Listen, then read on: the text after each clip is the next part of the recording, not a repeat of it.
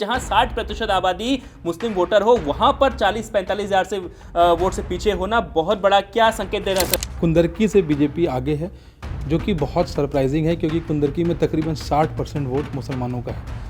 और उसके बाद बर्क परिवार जो है वो कई सालों से वहाँ पे उनका वर्चस्व रहा है। अगर आप ऐसे देखें तो बीजेपी का कैंडिडेट ही इकलौता कैंडिडेट है जो हिंदू कैंडिडेट है, बाकी सारे रणबीर सिंह वहां पर कैंडिडेट है। उत्तर प्रदेश में उपचुनाव हो रहा है और उपचुनाव के बीच में एक ऐसी सीट है जिसने सबको चौंका दिया है। यह है उत्तर प्रदेश की कुंदरकी सीट। यहां पर सबसे बड़ी बात यह है कि यहां पर करीब करीब 60% जो वोटर्स हैं वो मुस्लिम वोटर्स हैं, लेकिन यहां पर सपा के जो मुस्लिम उम्मीदवार सपा ने उतार रखे हैं और सपा का जो मुस्लिम कैंडिडेट है वो करीब करीब 40 से 45 हज़ार वोटों से पीछे चल रहा है। लगाइए, जहां 60% आबादी मुस्लिम वोटर हो, वहां पर 40-45 हज़ार से वोट से पीछे होना बहुत बड़ा क्या संकेत दे रहा है सर? मुझे तो लगता है कि यहां पर एक तरफा वोटिंग हो गई है।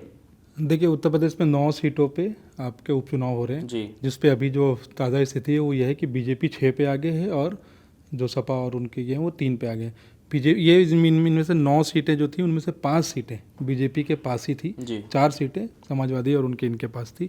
एक सीट जो सबसे ज़्यादा जो बीजेपी का 5 से जो 6 हो रहा है, जो एक सरप्राइज़ जो है वो है कुंदरकी की सीट।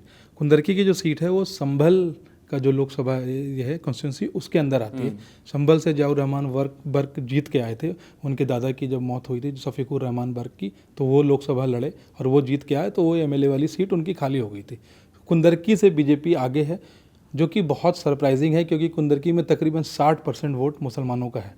और उसके बाद बर्क परिवार जो है वो कई सालों से वहाँ पे उनका वर्चस्व रहा है। अगर आप ऐसे देखें तो कुंदरकी वही सीट है जहाँ पे चुनाव के दौरान पत्थरबाजी की खबर आई, जहाँ पे ये एलिगेशन लगाया गया कि मुसलमानों को वोट नहीं करने दिया जा रहा है। बहुत सारे वीडियोस भी वायरल हुए कि बंदूक दिखाया जा रहा है और उनको रोका जा रहा है। तो मुझे लगता है कि उसका शायद ये हो सकता है कि वोट उनको ना करने दिया जा रहा हो। दूसरी बात ये भी हो सकती है कि शायद मुस्लिम वोटर उनकी तरफ बीजेपी की तरफ ग्रेविटेट किया हो, या ये तो जब बाद में जब अब शाम तक या कल तक जब सारे नतीजे सामने आते हैं और जब सारा एनालिसिस आता है उसके बाद ही हमें पता चलता है कि भाई एक्चुअली क्या हो रहा है। बट हाँ, ये ज़रूर हैरान करने वाला है, एक नतीजा आएगा शाम में। मतलब जो 9 सीटें हैं उनमें से बाकी जो शीशा की सीट है वो सपा की सीट थी, इरफान सोलंकी की, उनको जेल हुई 6 साल की, उनकी वो रद्द हो गई। जो सदस्यता थी उनकी वाइफ नसीम सोलंकी वहाँ से लड़ रही हैं, वो जीत रही हैं, आगे हैं।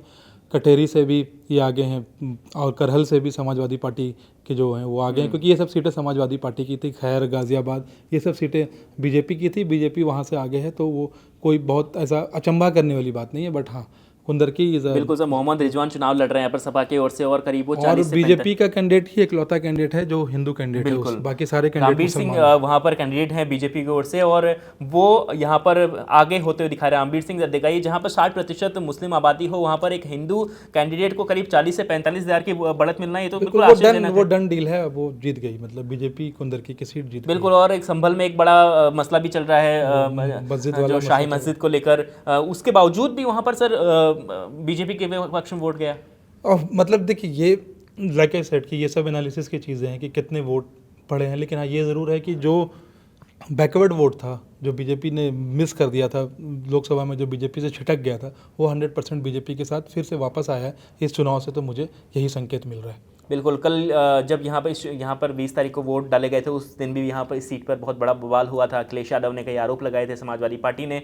उसके बाद से इस सीट पर अब नतीजे आ रहे हैं वो चौंकाने वाले आ रहे हैं। इस सीट पर इसके पीछे क्या कारण है, इस पर हम फिर आपको डिटेल में डिस्कशन करेंगे जब नतीजे फाइनल हो जाएंगे। लेकिन उससे पहले लगातार आप हमारे साथ बने रहिएगा। हम अलग अलग राज्यों की अलग अलग सीटों पर क्या हाल है लगातार आपको बता रहे हैं, तो India.com के साथ बने रहिए। हमारे लाइव सेक्शन में जाइए और लाइव देखिए, वहाँ पर भी हम लाइव के जरिए आपको बता रहे हैं। लेकिन अगर आप उत्तर प्रदेश के वोटर हैं, उत्तर प्रदेश की राजनीति में अगर आप रुचि रखते हैं, तो आप बताइए कि इस सीट पर जिस तरीके से 20 तारीख को बवाल हुआ था, क्या ये उसी का असर है? कमेंट कर जरूर बताएं और देखते रहिए India.com।